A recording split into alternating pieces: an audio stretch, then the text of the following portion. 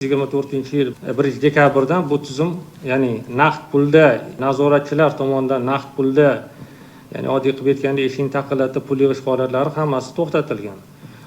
Men shu minbardan turib butun javobgarlikni aytgan holda e'lon qilishim mumkin. Yana bir bor 24-yil 1-dekabrdan keyin nazoratchiga berilgan pullarni billing bazada yoki bo'lmasa o'sha abonentlik hisob raqamida ko'rinishiga biz o'sha kafolat bermaymiz. Oddiy qilib aytganda abonentlar o'zini o'sha barcha to'lov vositalari orqali to'lash bir talabi joriy qilingan.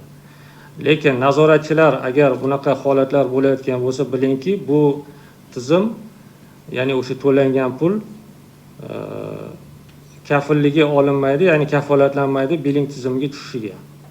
Agar bunaqa nazoratchi o'zini nazoratchi deb tanishtirib, subyektiv faktor orqali bu ishni qilayotgan bo'lsa, bunaqa xabarlarni biz albatta joyida hammasini chorasini ko'rib, kerakli o'sha idoralarga materiallarni berishga ham tayyormiz.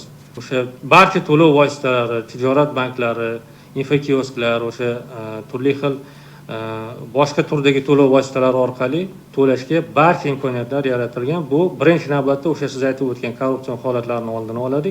Ikkinchi navbatda shaffof, ya'ni to'langan pul darrov o'zini abonentda shaxsiy hisob raqamida ko'rinadi va bu orqali o'sha shaxsiy kabinet yoki hozir ommaviy bo'lgan o'sha Telegramda maxsus botlarni joriy qilib qo'yganmiz.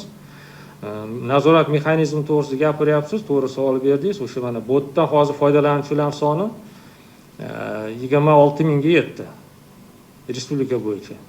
Abonentlarimizning soni 5.100.000 ta. Mana oddiy misol sizga. Ya'ni abonentlarning o'zidan bir qanaqadir bir harakat qilib, oddiy qilib aytganda o'sha elektr va gazni hozir hammamiz ham kunlik kunora monitoring qilib turibmiz hozirgi davrda. Ustiga ham xuddi shunaqa monitoring qilish uchun barcha imkoniyatlar yaratilgan. Bundan faqat foydalanish qoldi xolos.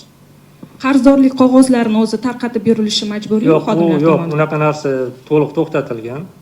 Hattoki o'sha to'langandan keyin o'sha klik bo'ladimi, paynet bo'ladimi, boshqasi bo'ladimi, o'sha hammamiz bilamiz, elektron ravishda kvitansiya chiqadi. Mana shuni o'zi biz uchun yetarli bo'ladi. Agar inspektorlar tomonidan bir qanaqadir to'lov qog'ozi boshqa berilayotgan bo'lsa, u narsalarni biz o'rganib chiqishga tayyormiz. Har bir signal bo'yicha. Lekin bu narsa to'xtatilgan. Mana shunday holatlarda kimga murojaat qilish kerak aholi vakillari? Marhamat, bizning 1255 sonli qisqa raqamimiz bor, respublika bo'yicha yagona va korrupsiyaga qarshi kurashish bo'yicha alohida ishonch raqamimiz bor. 55 kodi bilan 3 5 10 55 raqamiga telefon qilsa bo'ladi.